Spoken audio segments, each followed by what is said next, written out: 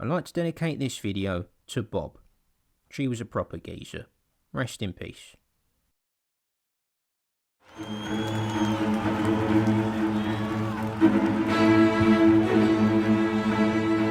When you look at the most successful clubs in English football, you get all the usual names. And then you go down the list a bit more, and one name for younger football fans might stand out there a bit. Everton. The club fighting relegation every season. That Everton. Yes, that Everton. Once upon a time, they were one of the biggest clubs in the land.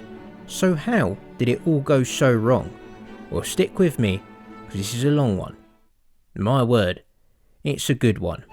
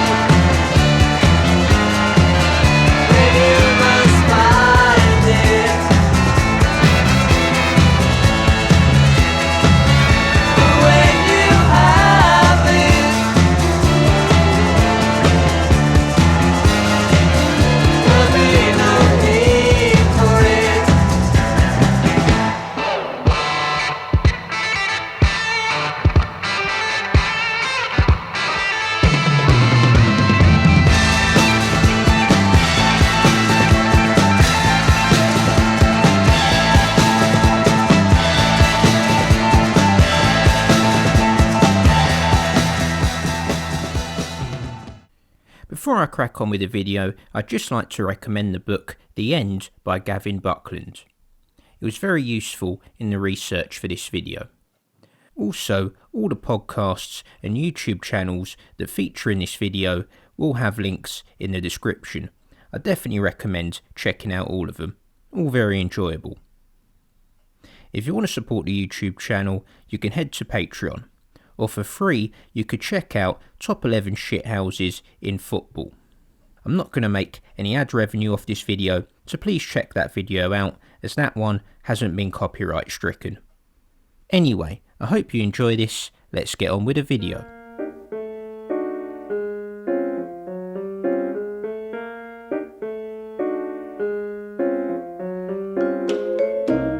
Now, as you may have been able to tell from my accent, I'm a Liverpool fan, but you may also have noticed I'm not from there, so I have no beef with Everton, so therefore there'll be no vitriol, or pretty much very little vitriol towards them in this video. I'm saving all of that for the Man United one that I can do one day. Hopefully. Come on, get relegated. Do it for me, come on. Back in 1984, Everton were at the start of a football dynasty.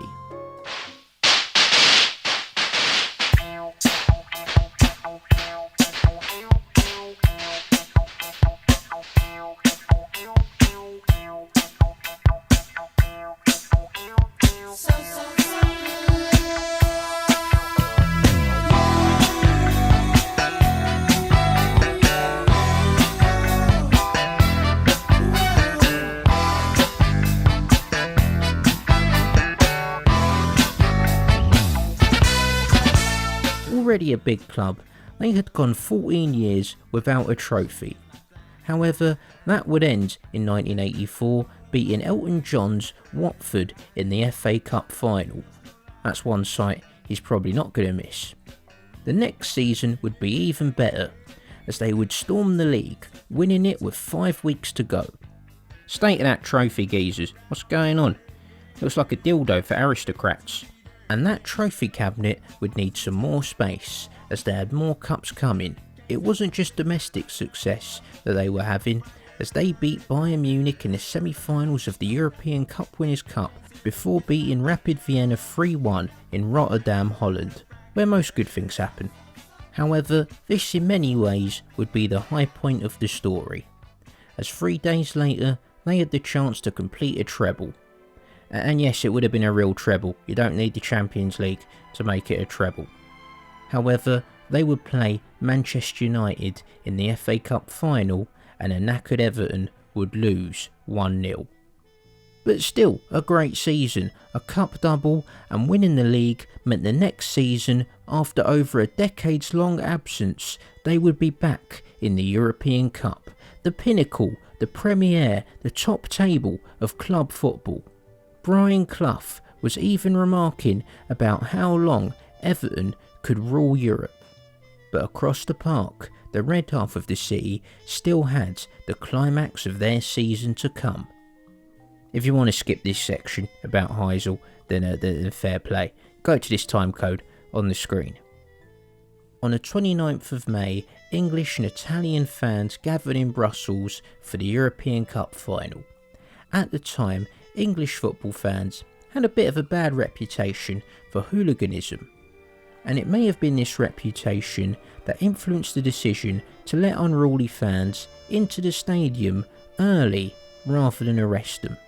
A pre-match alcohol ban was also not imposed. The venue in question was the King Badouan Stadium, which had fallen into a state of disrepair, and it was set to be demolished, so little maintenance had been done to it in the preceding years. The stadium was in such a bad state that the outer wall was made of cinder block that fans could easily kick through. The only exit route was upward, and there were only 3 gates on each short side. The stadium had failed inspections in the past, and the one conducted by UEFA, according to reports, only lasted half an hour. Both Liverpool and Juventus fans warned UEFA about the stadium and asked them for the final to be relocated, but their requests went unanswered. The southern end of the stadium was populated by Juventus fans, while on the northern end comprised 3 sections, sections X and Y, which were designated for Liverpool supporters, and section Z, which was designated as a neutral stand. However, due to the apparent laissez-faire method of ticket sales, a lot of the tickets for the neutral section ended up in the hands of Italian travel agencies and the members of the high Italian population in Belgium. The section therefore proved to be anything but neutral, and was populated mostly by Juventus fans. Tensions still lingered from the volatile final in Rome the previous year, where Liverpool fans were the target of brutal violence by the Roma fans. Liverpool won that final, by the way. The tensions in the final with Juventus were not eased by the lack of police presence in Row Z. The chief of police, who was presiding over the occasion, also didn't attend any of the planning meetings. To make things worse, there was only a small wire meshed fence separating the English and the Italian supporters. Half an hour before kick-off, Liverpool fans charged the Juventus fans, who were crushed up against the wall, and that wall gave way, resulting in the deaths of 39 people, 32 of which were Juventus fans. 600 people also got injured. Due to fears of a riot, the cup final would be played out. However, the game itself, and especially the result, was unimportant on one of the darkest days in football. Don't even look it up, doesn't really matter who won it. That was outside the box, I'm just saying, anyway. Now the reason this horrific tragedy is relevant in this story, although they took no part in the proceedings, was because the repercussions of that night arguably changed the entire course of the club's history. Initially it was thought that only Liverpool and perhaps Juventus would incur a ban from European football. But in the 1980s, where there was hope and fun to be had, especially up north, not too far behind, was a woman to tear it apart. What's that sound? That's the clanging of the iron, because coming over the hill is the Iron Lady. It's Margaret Thatcher. Margaret Thatcher, the European football snatcher. Margaret Thatcher would meet with the chairman of the FA, Bert Millichip, where she would request that the association withdraw English clubs from European competitions. On the 31st of May, the FA would comply with these wishes. That same day, Margaret Thatcher conducted an interview outside 10 Downing Street in which she threw her support behind English clubs being banned from European competitions. Now who's to say whether or not this influenced UEFA's decision, or it was inevitable? Nevertheless, on the 2nd of June 1985, after an emergency session called in Switzerland, UEFA announced its decision to ban European clubs from football competitions indefinitely. I'm not sure if that's the kind of decision that you take after a session. I mean, time and place, lads.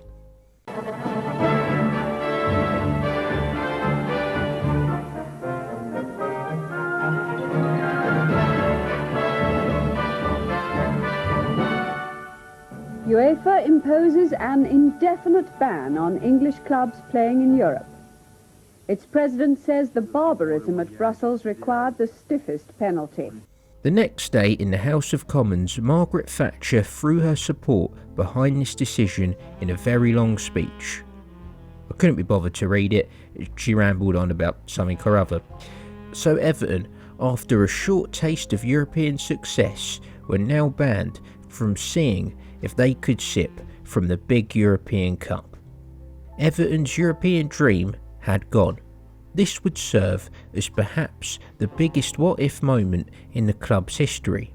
I think we'd have dominated Europe for a while, and I think both teams would have dominated Europe.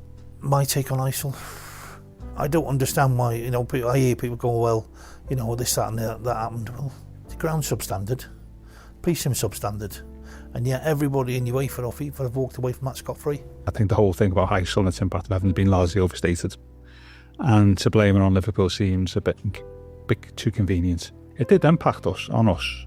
I think the European ban, and that I think a few people went stale because if you weren't winning titles, there's no European qualification to act, motivate you. If it makes you feel any better, when it was all said and done, the European ban still didn't last as long as my dry spell. 7 years. Yeah. However, despite this grim news, there was still a lot of good times to come for Everton. Come on, let's stick the montage back on.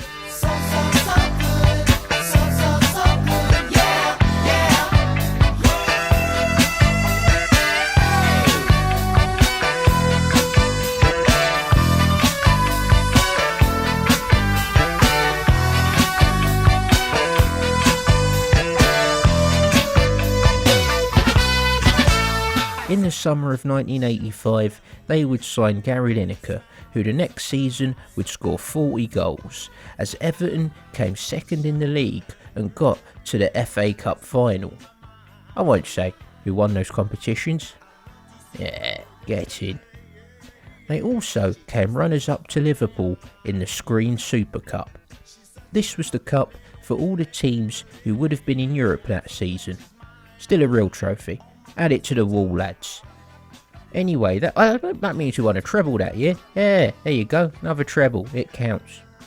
Anyway, the season after, Everton would win the league again. They won a Charity Shield in 1985 and 1986, and they would win it again in 1987. However, the effects of the European ban couldn't be suppressed, and in 1987 the club legend who had led the club through this period of glory decided to leave, as he went to the Spanish club Athletic Bilbao. Bilbao's chairman has been quoted as saying Kendall will be joining the club for a signing-on fee of £200,000. But Everton said only that they'll be holding a board meeting this morning. I just really enjoyed the European campaign, and then we got banned. For 5 years. And I thought, no, come. And they sold it to me, to be honest. Also, the Spanish tax rate being much lower than the UK's 60% probably didn't hurt. He didn't win a European Cup while he was there. They got battered by Juventus in the second round of the UEFA Cup the following season, but he tried. Howard wasn't the first or last geezer to leave the club in search of European success and better weather probably, as Gary Lineker left in 1986 to go to Barcelona, which was the club that Howard Kendall almost went to. So back to 1987, and Everton would have the mammoth task of replacing Howard Kendall. Who do you turn to follow in the footsteps of a club legend? Well, you might as well pass the baton to the assistant manager, another club legend, the legendary player who made up another third of the Holy Trinity with Howard Kendall. It was Colin Harvey. Colin Harvey was a lifelong Evertonian who as a player became a legend for the club. He then became the club's reserve team coach and then assistant manager, where he was a proponent of forward-thinking ideas like pressing from the front. By all accounts, he seems like a great coach. However, now he was being asked to be a manager, and that especially back then was a different job entirely. By all accounts, I don't think he wanted to be a manager. He especially didn't enjoy dealing with the press. However, seemingly out of a sense of duty, he took the job. So now you've got to be even better. I've got to try and do my best, and with the help of a good staff and good players, do as well as I possibly can. Colin was asked on the radio earlier this week if he was enjoying it. He said, "I'm doing it." The job of being the manager to follow Howard Kendall at Everton would be a daunting one. And he inherited a squad that, despite winning a title, was in need of some serious rebuilding. Which they didn't do, only getting in Alec Chamberlain and eventually Ian Wilson. He had the choice, didn't he? Either bring some players in, and then if it doesn't work, you've broken up a championship winning team, haven't you? So you've got a choice of doing that or not doing anything and let things drift. And he chose the latter one. There's a top-class quality squad here. A few members of staff have come in and they're going to be top-class men, so basically speaking, there'll be very, very few changes. I think a more competent manager would have just replaced the players in 87, but he didn't. And I think he was always swimming against the tide from that point on, I think. Yeah. Meanwhile, Liverpool were strengthening like mad bastards, getting in the likes of Peter Beardsley, Ray Houghton, John Aldridge and John Barnes. Respect to Ian Wilson, I have affection for all Ians, but it doesn't quite match up to what Liverpool were doing. To make things worse, promoting Colin Harvey and the departure of Mick Heaton meant their coaching staff also needed strengthening. Terry Darracott, old George Costanza over there, was promoted from first team coach to being Colin Harvey's assistant. Peter Reid was also given a player coaching role. This meant that Colin, Terry and Peter were all new in their roles, learning on the job. However, at first, it actually went okay. They won the Charity Shield, definitely a real trophy. The results going into the end of December were pretty good. They knocked out Liverpool of the League Cup. However, in the end, Liverpool were flying, and the title, it was out of Everton's reach. By Christmas, everyone knew which Merseyside club would be most likely to win the league. And it turned out not to be a happy new year either, as the 1st of January saw them not only lose to Sheffield Wednesday, but also see Kevin Ratcliffe injured, taking the speed out of the defence. To make things worse, Paul Bracewell was still suffering from an injury that would keep him out for nearly 2 years. Brace by name, brace by nature. He would return that season, but he returned in the second half of the season, after all the title hopes had already passed. Everton proved to be incredibly hamstrung by injuries right from the start of the season. Another consequence of a lack of strengthening in the summer. And what I imagine didn't help was that Everton had to play 3 replays against Sheffield Wednesday in the FA Cup third round, and then 2 replays against Middlesbrough in the fourth round. And the fact that they kept playing in friendly matches during the season probably didn't help. In November, they played Bayern Munich in the Mercantile Credit Football League Centenary Challenge. In December, they played Rangers in the Dubai Champions Cup, which took place in Dubai, which is why they called it that. In February, they played Luton in the Simod Cup. In April, they played Wolves and Manchester United in the Mercantile Credit Football Festival. Those games were only 40 minutes, but still, yeah, it's fucking mental. But still, all of this is just going to make your fixture congestion much worse. If you're going to do all this shit, save it for pre-season. While defensively, Everton was still performing well, their attacking output was very underwhelming. Their home form remained decent, but their away form, it was dismal. All of which compounded in them finishing the season in 4th. However, there were some positives that season, as they stopped Liverpool beating Leeds' record unbeaten league run with a 1-0 win over them in March. In the process, saving the bookmakers £1 million. Make of that what you will. No, I'm not saying this ain't dodgy, but you know. Anyway, in general, this season, it was bad. They finished 20 points behind Liverpool, and things wouldn't get any better for the club in the summer. On the 4th of June, in a match between Wales and Italy, Pat van den Hal picked up an injury. He would also pick up an STI on that trip. So at least he didn't let the injury get him down too much. Also that summer, players would leave to go overseas, as Adrian Heath would leave to go to Espanyol in November. Gary Stevens would leave to go to Rangers, as Scotland were exempt from the European ban. Furthermore, a now 32-year-old Peter Reid would also leave in the summer. On a positive note, the summer would see ITV strike a massive TV rights deal with the Football League for £44 million over 4 years, which gave English clubs in the top flight a huge windfall. And with all of this cash, that summer Everton heavily invested in the transfer market, the main focus of their attention being a new striker. They approached the then Barcelona player Mark Hughes, however Manchester United would eventually sign him for £1.8 million. There are reports that they were lining up a £3 million bid for striker Ian Rush, however he would eventually sign for Liverpool. They would then set their sights on West Ham striker Tony Choi. Everton offered West Ham £2 million, but so did Arsenal.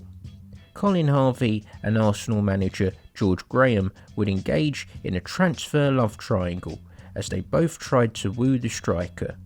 So Colin and George were standing by the fire pit. Choi would choose to recouple with Colin Harvey and come to Everton. In the process, they broke the British transfer record by signing the West Ham striker for £2 million. When I went up to meet Colin Harvey as the Everton manager, and I sat down, like what we're doing now with my dad and agent and that, and I said, Colin, why do you want me to sign for Everton? He went, Tony, quite simple, I want you to score 25 goals a season for us. And I was like, for a man, that's what I want to hear. I'm a goal scorer. 20, all right, tough thing to do, but that's a challenge for me. So I go and meet George Graham, Arsenal manager, and sat down with him, and I asked exactly the same question. George, why do you want me to sign for Arsenal? So he said, right. He said, first and foremost, he said, when we lose the ball, he said, I want you to go over to where the right back is to stop them getting forward. I looked at him, I thought, what the fucking hell do I want to do that for? They also signed Pat Nevin for $925,000, Stuart McCall for $850,000, Neil MacDonald for $525,000, and Jason Keaton for an undisclosed fee. Well, I couldn't find the fee, so as you say, it's undisclosed. In total, Everton spent £4.25 million in the transfer market. And that investment looked like it paid off, as in the first game, things started off really good, with Tony Cottee getting a hat-trick on his debut and then scoring again in the next game. However, his goals would dry up, and their form would soon fall off. Away from home, they are particularly bad all season. If not for the excellence of Neville Southall, they would be proper fucked. Now, another reason Tony Cottee signed for Everton was because Arsenal didn't want to break their pay structure to meet Tony Cottee's wages. So you can imagine that Tony Cottee at Everton was on a lot of cash. The money gained by the TV deal meant that they were now signing players for much larger salaries than the existing squad. You know, the players who'd actually won stuff at the club. In the long term, these high wages would prove to be largely damaging when trying to offload these players in the future and balance the books. It's also theorised that the increase in player wages had led to reducing the players' motivation and made them harder to manage. In the short term, this pay disparity between the new signings and the existing squad created a bit of a rift in the team, and as a result, the results suffered. If John Barnes and Peter Beardsley walked into Everton on them wages, I think it would have all been acceptable, you know, but Pat Nevin was a decent guy and stuff, but he's no John Barnes, you know. Yeah. Tony Cottee is no Peter Beardsley. And so I think that resentment that split in the dressing room started pretty much straight away. You know, it was difficult in those early days, okay, at Everton. I remember when I arrived in Japan, first trip away, Neville Southall had licked one shoe, nicked my passport, and I'm going through passport control. Can you picture the scene? I'm limping through passport control, and I get there and I've got no passport. Neville's nicked my passport, which was all fun and games, but all of it's starting to discredit you a little bit with the group, and look, everyone's laughing at you and mocking you. You had everything there for a team that could challenge. We were a better team than my Chelsea team, miles better team. There was a schism in the team. I couldn't understand why this whole group couldn't gel and couldn't work together. But however hard the manager tried, he just couldn't get this to work together. Tony Cottee didn't particularly gel well with the playing style of the team, and Colin Harvey didn't adapt it to suit to his strengths. Peter Reid would also leave in February, which I imagine didn't help the dressing room cohesion. The team were also ravaged by injuries once again, and their underperforming youth and reserve team didn't provide the backup. All of this combined to see Everton finish the season in 8th. For a top team today, this isn't great, but especially back then, it was proper shite. Wouldn't even get you into Europe. I mean, they couldn't play in Europe, so, you know, never mind. Silver lining. However, there was finally some promising news on that front, as on the 11th of April 1989, after years of campaigning by the English football authorities, UEFA confirmed the reintroduction of English clubs to its competitions, with the exemption of Liverpool. This would come into effect in the 1990-91 season onward. In April of 1991, UEFA's Executive Committee allowed Liverpool back into the competition, which would take effect from the 91-92 season onward.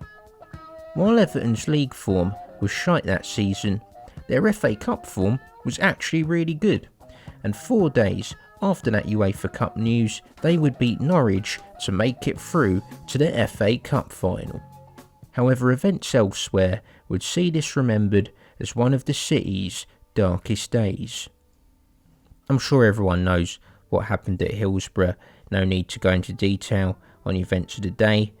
I bring it up as to say It created a very strange atmosphere for the FA Cup final day, as Everton once again played their local rivals Liverpool. And that day, the game on the pitch seemed almost secondary. Togetherness is the key word here. I think the players, staff knew that actually the entire country wants Liverpool to win here, and we're just a sideshow. I mean, Arsenal didn't really feel that way in the league, but never mind. We got that Colin Firth film out of it. Liverpool would win the final 3-2. Oh, what a game. This is Nicol looking for McMahon. Good through ball. He got away from Ratcliffe. Oh, and John August in a great position. And Liverpool have scored in their first attack. And outside him a chance too. And Babala. And it's gone in. That brings Everton level and almost certainly forces extra time. Oh, there's Rush in there. Rush! Goal! Ian Rush! Liverpool back in front. 5 minutes into extra time. Here's McCall again. Oh, yes! It's 2-2. Rush! Goal! 3-2 Liverpool. Ian Rush gets his second. And Liverpool have won the FA Cup. That summer would see Trevor Steven leave to go to Rangers for $1.525 million after a case of the Interleague Tribunal. Don't ask them. Pre-Bosman, it was a whole thing back in the day. It was basically where, you know, if a player came to the end of his contract and someone else wanted to sign him and there was a dispute, the two parties would come and reach an agreement. Anyway, the main point is that this was less than half of the $4 million that Everton originally priced him at. Paul Bracewell would also leave to go to Sunderland, meaning 3/4 of the 1985 title-winning side were now gone. Everton did make some signings though. They bought in Stefan Rem for £400,000, which didn't work out too well. Ray Alteveld for £250,000, and they would also sign Norman Whiteside, the injury-prone man who scored the winning goal against them in the 1985 FA Cup final for £750,000. Due to the FA Cup final, among some supporters, this wasn't a popular signing. They also got in Martin Keown for £750,000, which turned out to be a decent bit of business. In addition, they got in Mike Newell for £1.1 million, plus Wayne Clark. This meant the club now had a surplus of strikers as 3 players were competing for 2 places. As a result, their record signing Tony Cottee was placed on the bench, and then moved to the reserves. This appeared to be the final straw for Cottee, who didn't show up for the reserve game and was then fined 2 weeks' wages. Tony would put in a transfer request, and after just 1 season, their record signing was on the way out. However, bringing in Mike Newell seemed to be the right move, as Everton got off to a great start. By October, they were top of the league, beating champions Arsenal. However, it didn't last long, as they were thrashed 6-2 by Aston Villa. This kicked off a topsy-turvy run of form which ruined their season. Their bad form even affected the ever-reliable Neville Southall, who gave an impromptu press conference without even warning Colin Harvey. In this press conference, he said his time at Everton might be up. Graham Sharp also publicly expressed he was considering leaving the club. All of this didn't encourage much faith from the supporters in the manager. Tony Cottee once again wanted to leave, and they were set to sell him to Crystal Palace in a swap deal for Ian Wright. But Ian got injured, and Everton backed out of the deal. Fuck, what could have been, what could have been. There were no further takers for Cottee, so he had to stay at Everton. I think Colin's problem 90, and let's face it, this may be a familiar tale, is he'd spent too much money, not got it back in sales, and was now struggling to balance the books. And he had players on big wages who he couldn't get rid of, you know, which, you know, I've never heard that story ever with Everton, you know. As previously touched on, the dressing room was split between the older players of Kendall's reign and the new players who were brought in under Colin Harvey. This was a time when drinking culture among footballers was changing, so there was also a bit of a culture clash between the younger players who weren't really into getting smashed and the older lot who loved the sesh, otherwise known as the fun ones. These tensions came to the surface during the club's trip to Marbella that year and their Christmas party, with the young and the old going back and forth at each other. The team was no longer a cohesive unit like in the Kendall days, and Colin Harvey lacked Kendall's man management skills to pull the two groups together into one harmonious team. This all showed on the pitch, as the season was once again very underwhelming. This was punctuated by being knocked out of the FA Cup by 2nd Division Oldham Athletic and finishing 6th in the league. The next season would start off even worse, as they lost their first 3 games. Neville Southall had put in multiple transfer requests, and in the opening game had even come out early for the second half and sat down at his goalposts, in a move seen by many as a protest. I mean, he may have just been tired from carrying that tash. Oh, my word. He's made 3 transfer requests already this season. And his contract with the club stretches until 1996, and they're holding him to it for the moment. For me, I was playing rubbish, and I went in the dressing room, and everybody was shouting again, and I thought, I just need to clear my head here. So I went back on the pitch, and it went really quiet. But Colin said he knew nothing about it. He phoned me twice that night and asked me why I did it. I said, Colin, because I was playing rubbish and I need to clear my head. These actions caused a massive shitstorm, and Neville was fined a week's wages for this incident. That money would pay for the team's customary midweek night out, as they would go for a Chinese and then on to the Reds Rum bar at the Carlton Hotel for a few beverages. However, when they were there, the sesh got out of hand, and Kevin Sheedy and Martin Keown got into an argument, resulting in Martin pushing over Kevin, kicking him in the head and spitting in his eye. This incident was all over the papers, fueling rumours of dressing room turmoil. Well, I mean, they're more than rumours at this point, you know, if that's going on. And I found myself in the young group, and then was trying to defend that group. And there was, a fight, which I regret, with Kevin Sheedy, which was all across the papers. And then I had to detach Physical fight.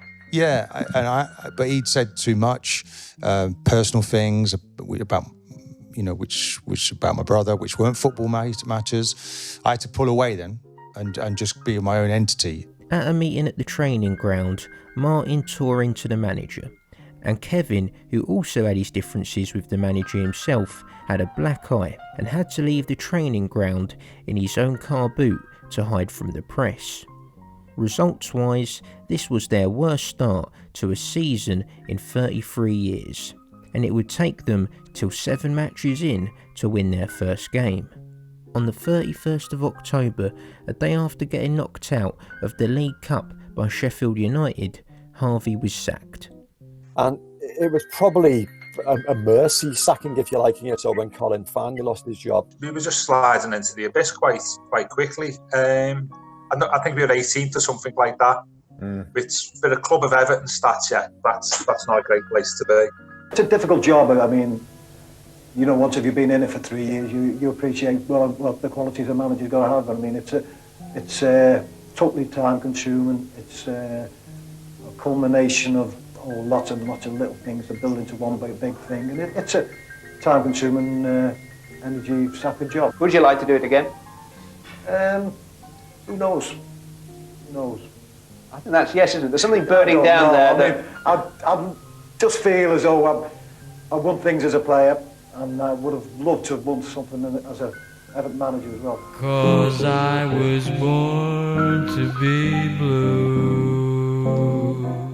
Everton needed someone to kickstart their season quick, and who better to get in than the man who had last won them the title.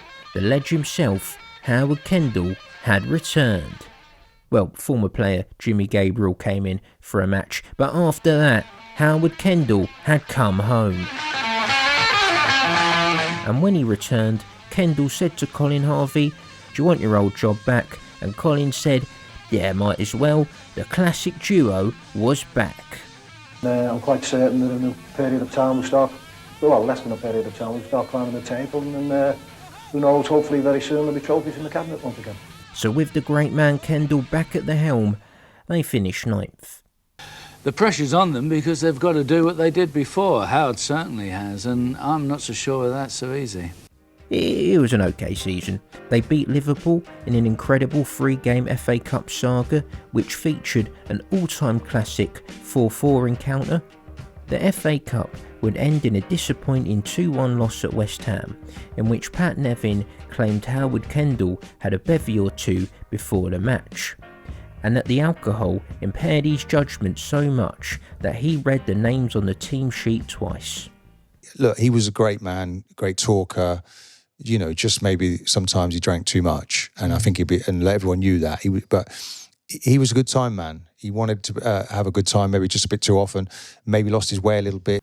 Nevin also claimed that he had to bring it on himself to move positions in the first half because Kendall wasn't in the right state, which he told him at half-time. And Howard Kendall, who's no longer with us, comes in, and Howard and I just didn't get on at all. We had nothing in common. Funnily enough, after I left, we got on great. So it was the stress of, look, he didn't rate me and I didn't particularly rate what he was doing. As mentioned before, the drinking culture had been more predominant in football's culture during Kendall's first reign, and it appeared that Kendall might have carried that culture back to the dressing room. Some of his man management that worked in the early mid-80s, not working in the early 90s, or going down the pub and, using drink as a bonding session. By the early 90s, society was changing, and I think that didn't work. Stuart McCall tells tales of players being hungover going into games. The away match against Leeds on the 16th of December 1990 being one in particular. He recounts a time of picking up a bottle in the dressing room filled with what he thought was Lucozade, taking a swig only to find out it was full of whiskey. I mean, I've made a similar mistake before in a club toilet with what I thought was a pint, so yeah, you got off lightly there, old Stu.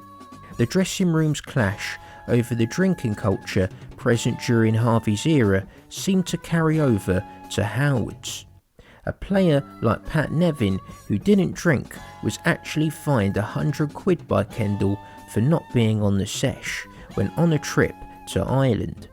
Tony Cotty tells a similar story of a pre-season tour to Zurich where the village they stayed in had a training pitch, a hotel, a pub and a brothel. So we do our morning session, we then get changed, we have a bit of lunch, it gets to about 2-3 o'clock, lads are bored. If you're bored, what do? Go down the pub. So we go down the pub, we've had a 3-hour, 4-hour session in the pub. And bearing in mind, we've got to train the following day. We think, well, we can't be too late down the pub, So about 7 o'clock, we've left the pub, and when you leave the pub, you've got to walk past the brothel to get to the hotel. And what do you do when you're horny? Exactly. So we've all gone into the brothel, and as we walk into the brothel, right in front of us is Howard Kendall. Arm around two of them. In you come, boys. What took you so long? I'm rooming with Pat Nevin. Okay, and Pat Nevin didn't go out. Pat stayed in his room, and the only other one who didn't go out was Andy Inchcliffe, and those two have stayed in. So anyway, but I get up in the morning, and I said to Pat, wake me up. So he wakes me up, he said, I'm going to breakfast. You coming to breakfast? I went, no, Pat, I'm fucking weird. I'm going to take paracetamol, I've got a headache and all that. He said, all right, I'll wake you up when I come back from breakfast. So anyway, he comes back up about half hour later, and he said, you won't believe what's just happened. I said, what? He said, I went down to breakfast. He said, there was only 3 people at breakfast. He said, me, Andy Inchcliffe and Howard Kendall. I went, well, what did Howard say? Howard looked at us both. He went, you two are a fucking disgrace. You're the only 2 who didn't go out last night. All the rest of the boys are in the pub and the brothel, and you 2 didn't go out. You're a fucking joke, you are. I don't know if teams are going to be doing that kind of stuff these days in Dubai. Maybe that's how Havertz got injured. Who knows? Needless to say, Everton didn't seem to have the best preparations going into the 1991-92 season. In April of 1991, Philip Carter was replaced as chairman by David Marsh, a man who apparently didn't have the best business acumen and may have not been best cut out for the role. He was a good golfer though, so that's nice. He was there seemingly because he was John Moore's bridge partner. Okay. For a lovely fella though he is, so he wasn't really, a switched on football chairman. I mean, I know towards the end of that decade he was collared by, some of the press lads, trying to basically what's going on at Everton Football Club. And he was almost like a rabbit in the headlights. He didn't know, quite, how to deal with them and how to answer them. Sir Philip, was still around, but again, his influence didn't seem to be, quite the same.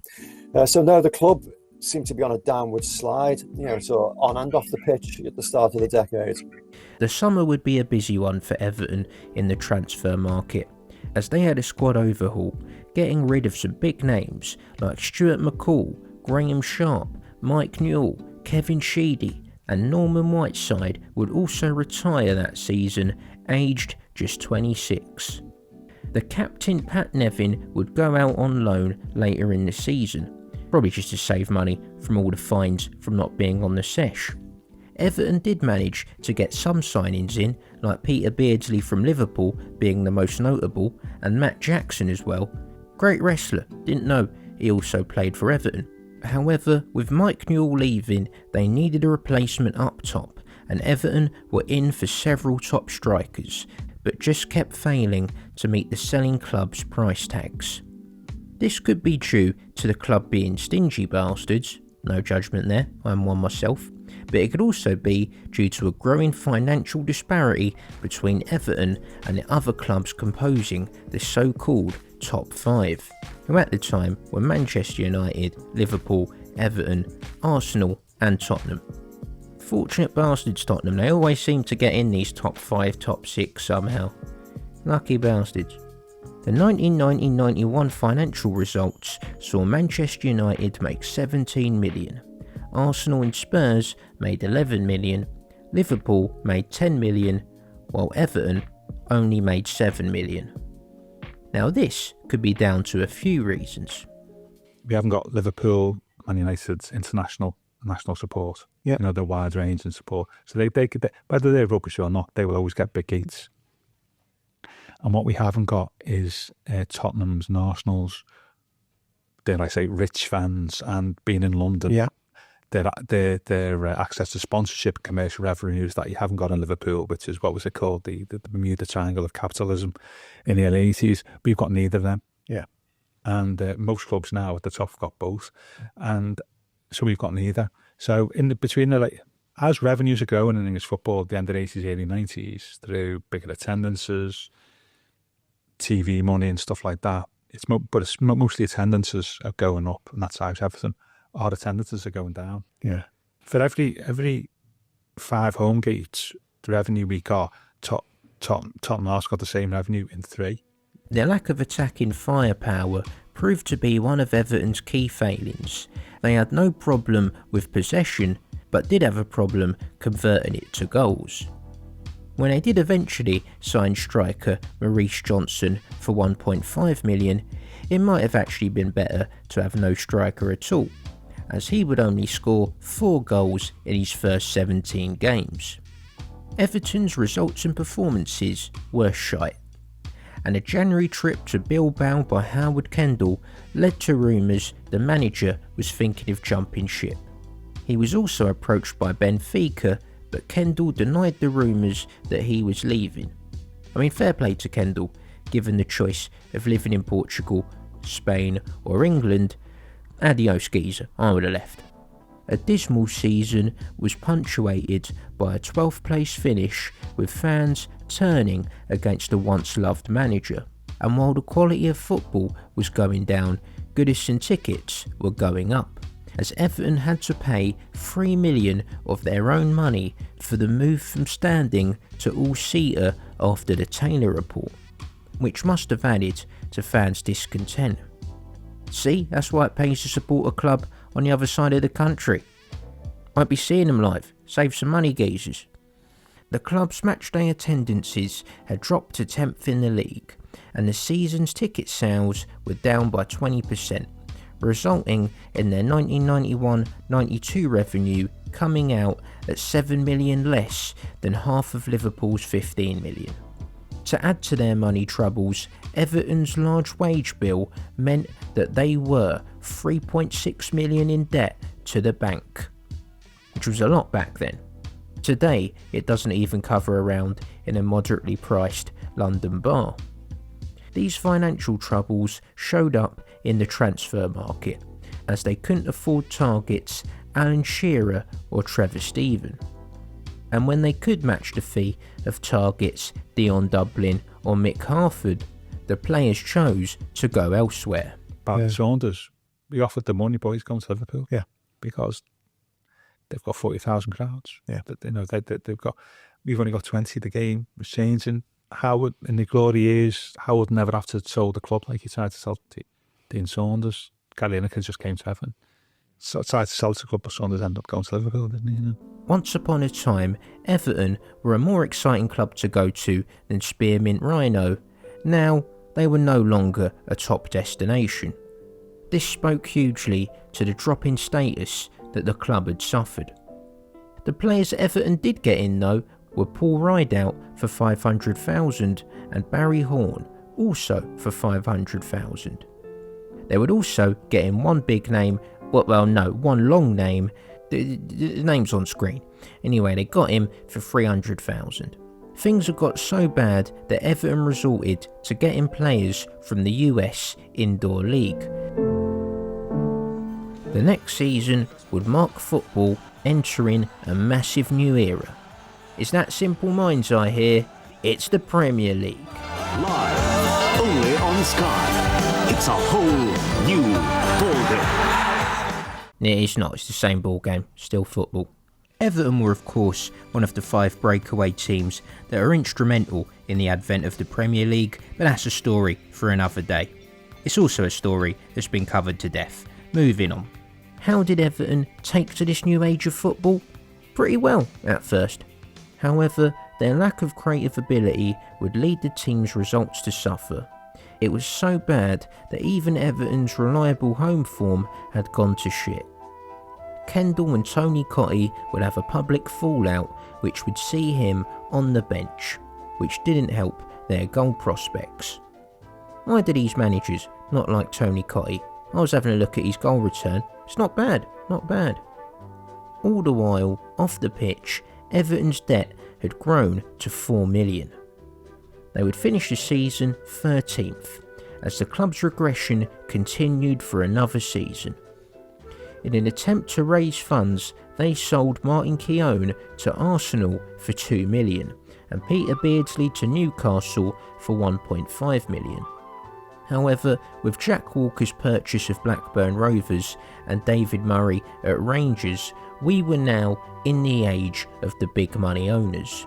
Blackburn beating Everton to sign Shearer and now Rangers beating Everton to sign Duncan Ferguson made it clear if the Blues were to keep up, they would need a rich owner too. What's with that hair, Duncan? Oh, I'm glad I'm not. John Moores held 40% of the shares of the club and was looking to sell, but there were no buyers coming in. The season once again started well. They got 3 wins in a row, and then once again the results dropped off. The departure of Martin Keown showed in their defensive failings. Perhaps the best testament to that was a 5-1 defeat at home to Norwich, where they got beat so bad Everton loanee Brett Angel lost a contact lens. That proved to be the only game that he played in the loan spell. Must have failed the eye test. Here comes Sutton, and there goes the 5th, and it's all too easy. One positive though was Paul Rideout and Tony Cottee were gelling really well, getting 14 goals in 12 games. Finally, Cottee had found a strike partner that he could gel with. But then Paul Rideout needed a stomach operation, which was proper gutting. Kendall once again wanted to get in Dion Dublin to play up front. It was on the 13th of November 1993 when, after a League Cup defeat to United, Kendall asked Sir Alex Ferguson how much it would cost to sign Dion Dublin. At that point, Dion Dublin was playing for Manchester United, which is why he asked Ferguson. He wasn't just making small talk. Kendall proposed a fee of 1.5 million. Sir Alex said it would cost 1.8 million. Now, there were different accounts of what happened next. Kendall said the deal was done, with reports suggesting a 1.5 million fee was agreed, and that he called the Everton chairman David Marsh, who didn't give a definitive answer. But the next day at the training ground, Marsh said the deal was off. David Marsh denies this, saying that they were willing to bid 4 million for Duncan Ferguson in the summer, so why would they not have the money to sign Dion Dublin?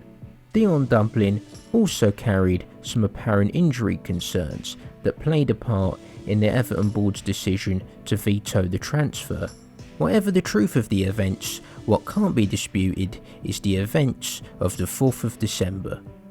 After a 1-0 home victory over Southampton in the league, at 5:34 p.m, Howard Kendall, David Marsh and Deputy Chairman Desmond Pritchard held a press conference in which the announcement was made. Howard Kendall would be resigning. As they say, never go back. You're listening out there, Russell T Davis. Kendall was a club legend, but he appeared to be a legend from another time, as his management methods didn't seem to be as effective as they once were. He struggled to galvanise the dressing room like he did in his first spell. To be fair to Howard, the players he was dealing with in the early 90s were different to what the players were in the early 80s. They're on more money. And money changes your attitudes, doesn't it? And I think Howard couldn't understand why you tell players to do stuff and he wouldn't do it. Maybe they hated the Chinese takeaway. They could have been sushi geezers. Who knows? I wasn't there. There's a commonly held belief that at most, managers get 10 years at the top of the game. Well, except Sir Alex Ferguson. Oh, that was a bad time to be a Liverpool fan. Anyway, Howard Kendall simply might have just had his 10 years and sensed that his time was up. Regardless of the reason, he was off.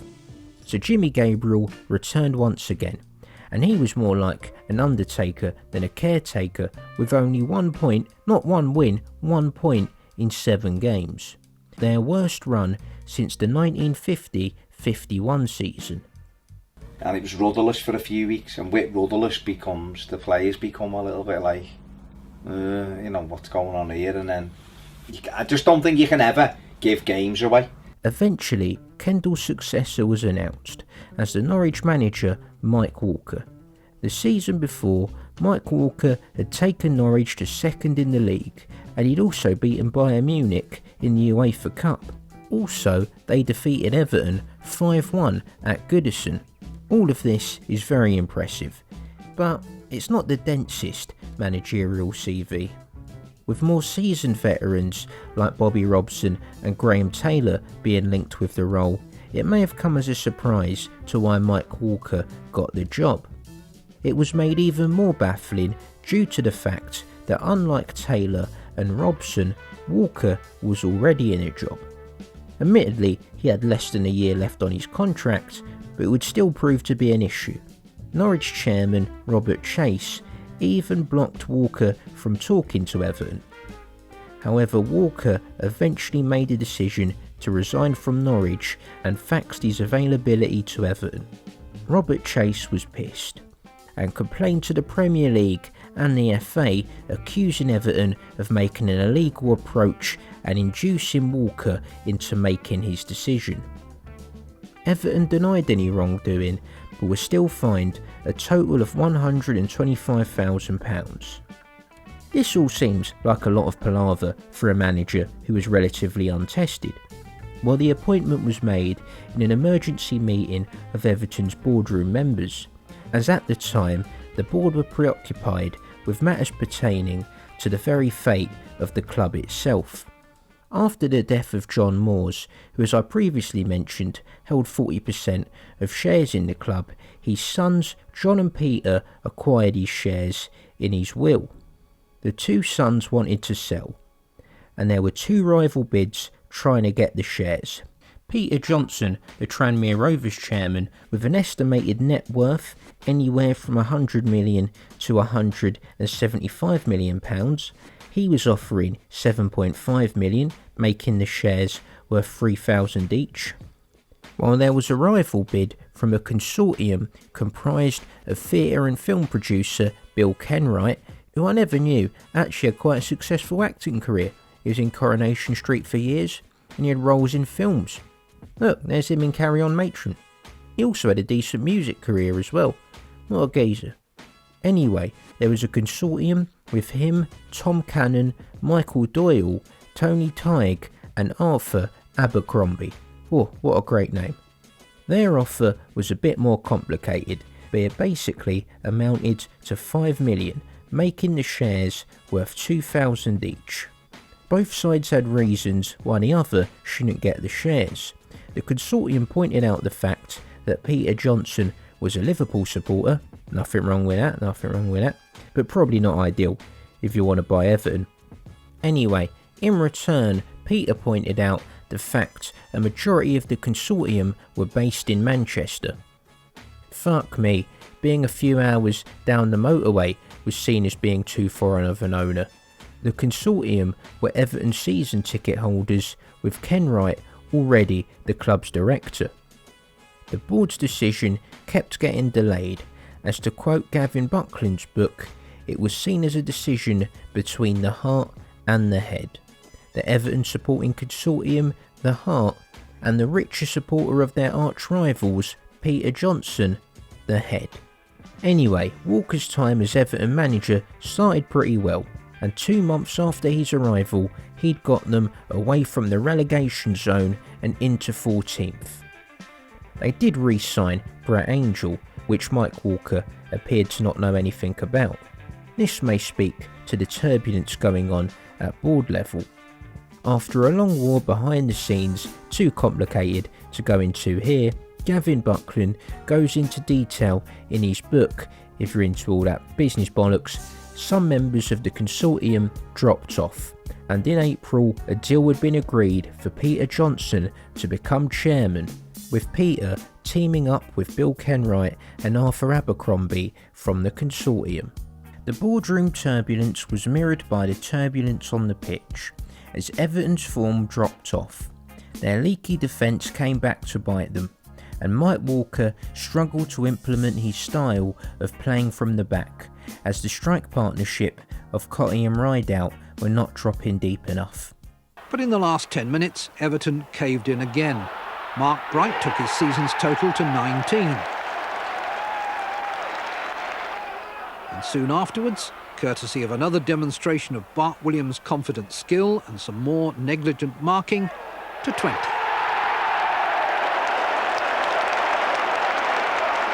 Well, we've had a talk about things. It's no good bashing the players. They're disappointed as well. And we know that we did well on Wednesday, and it's surprising that we can suddenly play like we did today. And it was only as we were going through the second half of the season that you kind of started looking, going, fuck, in December when we were getting beat every couple of days, but we were going, well, we're after this manager, and you're passing them games off. You were running out of games to correct what you'd fucked up almost. With just 4 games left, Everton were in danger of being relegated for the first time in 43 years. There's a common misconception that Everton have never been relegated, but they've actually been relegated twice. It was just a really long time ago. They have spent the most time of any club in the English top flight, which in itself is a very impressive record. So, In addition to signing Brett Angel, Everton completed the signing of Andres Limpar before the transfer window closed. This was before the January transfer window came in, by the way. So the transfer deadline day was actually the 31st of March. Seems mad, that. They did sell Peter Beardsley to fellow relegation rivals Manchester City, which wasn't one of the smartest moves. Everton would lose to QPR, Next up was the most winnable of their remaining games against Coventry, and they drew 0-0. Before the match, Mike Walker criticised Howard Kendall and his players' fitness.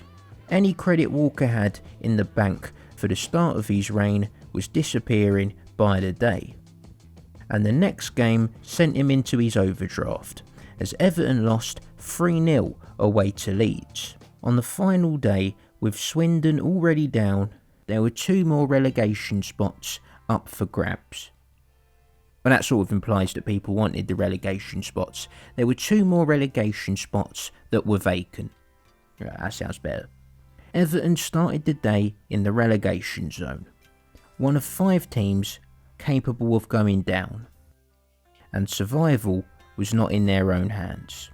Oh, what a final day of the season though. Would love a relegation battle like that these days. It was shit this year. To make things worse for Everton, the opponents that awaited them on that final day were a team chasing 5th. It wasn't just Wimbledon, it was Vinnie Jones's Wimbledon. And you know, this team, there's a lot of big players in there. It's a very physical side, but you've got players like Robbie Earle who are proper footballers as well. Vinnie Jones as well. Oh, that's a proper footballer, but yeah. To further add to Everton's woes, the Wimbledon owner offered the team a trip to Vegas if they won. This is to say, Everton's opponents still had plenty to play for. On the 7th of May 1994, the 2 sides did battle at Goodison. One team motivated by safety, the other motivated by the sesh. Imagine the mob coming face to face with Wimbledon in Vegas. My word. In the games during the relegation run-in, Mike Walker had been encouraging fans to do their part to help the team. And they might have taken those words a bit too far, as on the 7th of May, the morning of the day of the game, Wimbledon's bus was set on fire. Which is a bit much. What are you doing there? I mean, they could just have beef with the mafia, I don't know. The mood at Goodison was tense.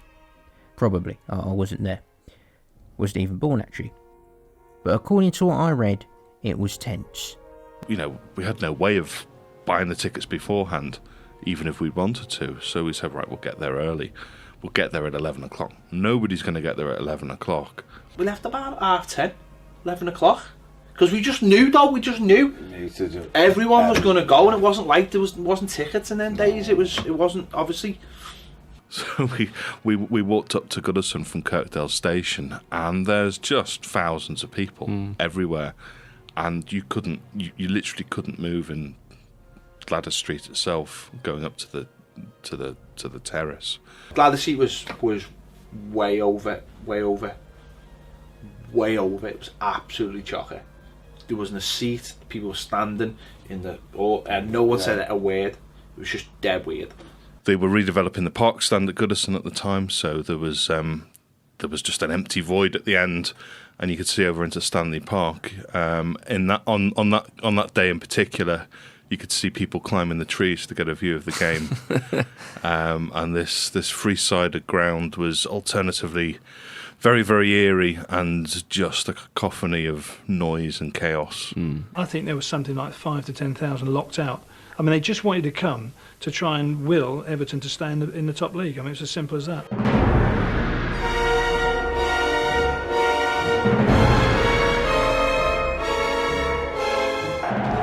Whoever would have thought it would have come to this for Everton.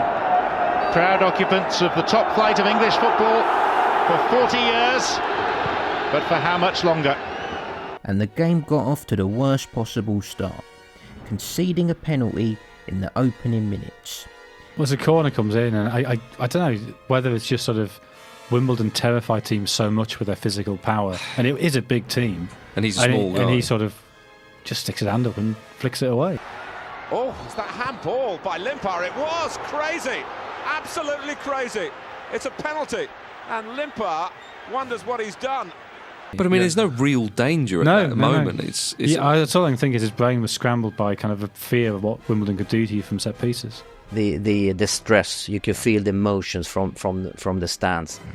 They wanted to go on the pitch and absolutely strangle us, because this means so much up here. just gets beyond Southall, who stays down in despair, really. Their task was getting ever more insurmountable by the minute. Then disaster struck. Oh, going for the same ball, Clark! And it's ended up in the back of the net. Yeah, it was Gary Ablett who scored the own no, goal when it comes to Andy Clark, yeah, he's a terrible football player. Jesus Christ, he's an awful footballer. Despite the valiant attempts of Gary Ablett, and it goes from bad to worse for Everton. This 2-0, just this, like, people just didn't know what to do. It wasn't that, it was just an air of, is this real? Because it was just so, it's the biggest game, and yet you all just fell to bits. Anything that bad that could happen happened. We found ourselves 2-0 down in that 15-20 minute period. Yeah. And you just wanted the ground to open up and swallow you, because I know it sounds a daft thing to say, but the silence was deafening around Goodison Park. It was horrible. Yeah. Well, and the other thing you have to think of is the effect that must have had on the other three teams who were in the relegation battle. That they would all have been, their fans are all there, their transistor radios like pinned to their ears. Or Everton are 2-0 down from a penalty and an own goal. Yeah. They must have been thinking, well, thank God for that, we're safe. Yeah. Yeah. However, all was not lost, as 4 minutes later, Everton had a penalty of their own. It's for Limpar again. Oh, he's given the penalty. But then 4 minutes later, Anders Limpar wins a penalty. Well, and he very much won that penalty. Yes, he did. Yes, he did. yes. You would say? I mean, would you say it was a dive, or would you say he's a bit more clever? That might be too harsh. He was a clever player in an era before clever players. Yes. You know what I mean? If you saw it now, it would be VAR to death. It would. Yeah. So this is the penalty, and I don't think there's any contact there at all. Nothing. Now the next one later on was definitely a dive. I think this one coming up. Oh, this one? There's Anders. That's it. Actually, I've seen it again. Perhaps not as blatant as the first two. Yeah, you might be right. Actually, I saw Mike Walker give Anders Limpar some advice about halfway through the game. I don't know if you spotted that. That might relate to that. There you go. Oh, that's it. Yeah. Is it right you nearly took a penalty in that game? Well, yeah, nobody else wanted it, did they? Oh, what's the worst can happen? You miss. Nobody looked as if they wanted to take it, so I picked the ball up and I was marching up and down I was marching towards the centre circle, and Graham Stewart got embarrassed and said, well, I'll take it then. I saw Nev walking up the pitch with the ball under his arm. Yeah. And he keeps walking and he keeps walking. I'm thinking, I know you're a lunatic, Nev, but even you're not mad enough to go and take a penalty. So he sort of got towards halfway now and give me the ball, Nev. Yeah. So he threw it to me, and it was the longest walk of your life, by the way. Yeah. This could just open up the possibilities again. A pressure penalty if ever there was one. And Stewart is equal to the task. Everton 1, Wimbledon 2. As it got to half-time, Everton had to overhaul two teams to stay in the division. With Sheffield United winning against Chelsea and Ipswich and Southampton level, Everton were even further from safety than they had been at the start of the day. Well, relief for 15 minutes from the tension as the half-time whistle goes. Graham Stewart's penalty allows Everton to leave the field with dignity and with hope. Dean Holdsworth, a scorer from the spot himself. He's missed 2 sitters since, and that's all that keeps Everton alive in the English Premier League. No one sat down half-time. Normally you sit down and listen to your manager, but everybody were up jumping, and banging the walls. So we were ready to go. We didn't want that first half to end. Yeah. We went out with an unbelievable passion. And I remember coming out second half, and the players just had a really good go. And there was an air that it was coming. I just had this sort of sense of invincibility about things. Well, what do you think? I mean, I'm sort of a great believer that it is possible during a game to get a sense of what's happening. You sort of, if you go to enough football, if you've been to enough football, you can smell a result. Fortune seemed to be on Everton's side, as Wimbledon's missed chances in the first half meant Everton was still alive in the game. However, they still needed to do something, and do it quick, to be alive in the league. Everton started the second half brightly, as Graham Stewart had an early chance. As the half progressed, he was then called into action at the other end, blocking a chance off the line. The game was on a knife edge, as was Everton's Premier League status, which was less than 25 minutes from being over. And then... It's 2-2. Barry Horn, I think. The greatest goal I've ever seen. When the second goal went in, the noise was just was off the scale. I can imagine. I mean, it's a ridiculous swerve on it as well. Yeah, I mean, it's beautiful. It's a beauty. It's an amazing goal. And I think the Wimbledon players just thought, we just need to get off the pitch now. However, a draw wouldn't be good enough. To stand any chance of getting out of the relegation zone and staying in the Premier League, they needed one more goal. And 14 minutes later, that goal came. Stewart. Cotty came quickly to him. Stewart! Yes! Yes! For Everton! They can see salvation.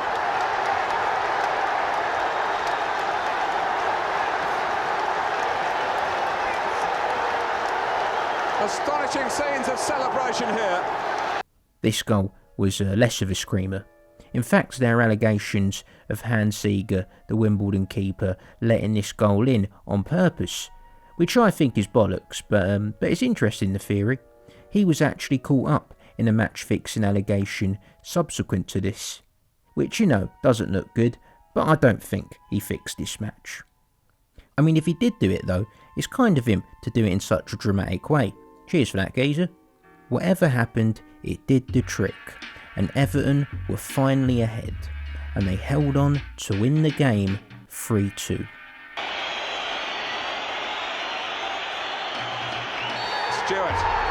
It's over. Everton have done all that they could do for themselves, and it looks as though it's enough. As fans streamed onto the pitch, Everton was still relegated. However, Chelsea scored a last-minute goal against Sheffield United to also win 3-2.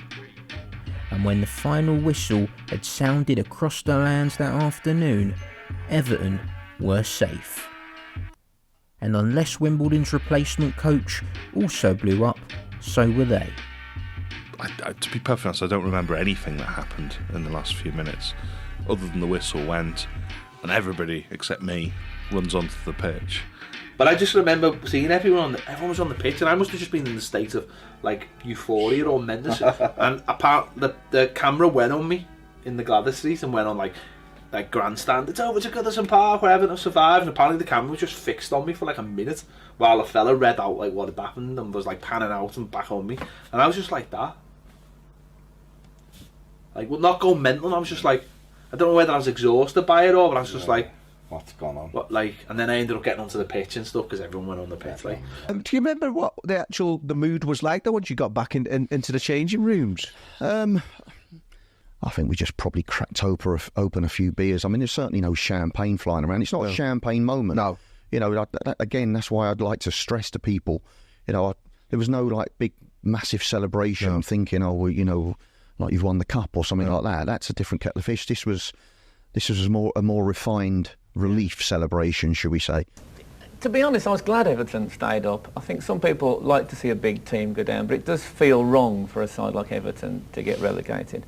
There has to be changes there, I think, certainly. Oldham Athletic would get relegated, in addition to Sheffield United, who dropped into the relegation zone for the first time all season.